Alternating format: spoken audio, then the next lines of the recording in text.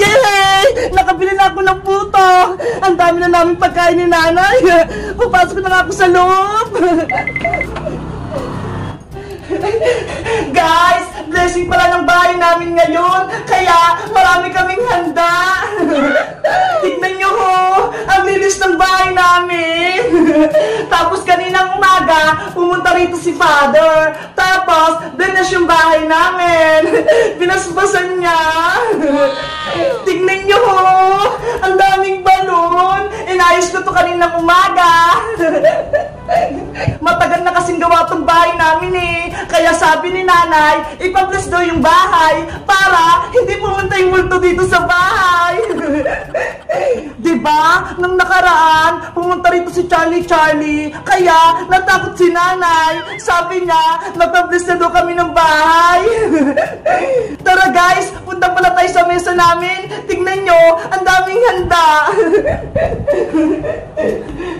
Ayan guys, oh, ang daming handa. May kaldereta, may fried chicken, may kanin, may puto, at syempre, yung favorite kong lechon. Tignan nyo, oh, ang laki-laki. Tignan ko kung malutong. Ito, oh, ang laki ng lechon.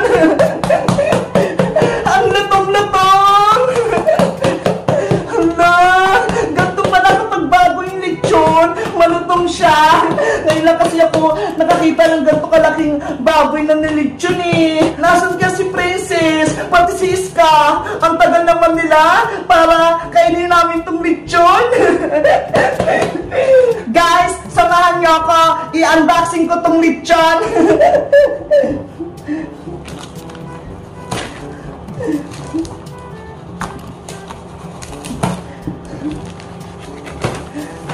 Ayan! Hala! Ang laki! Titikman ko nga yung balat! Hala!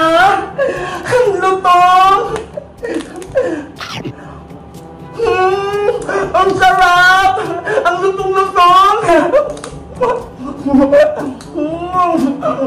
Hala! Si Big Bird! Gusto rin nata ng lechon! Natatakam siya! Kaso, wala ka palang ngipin, Big Bird eh!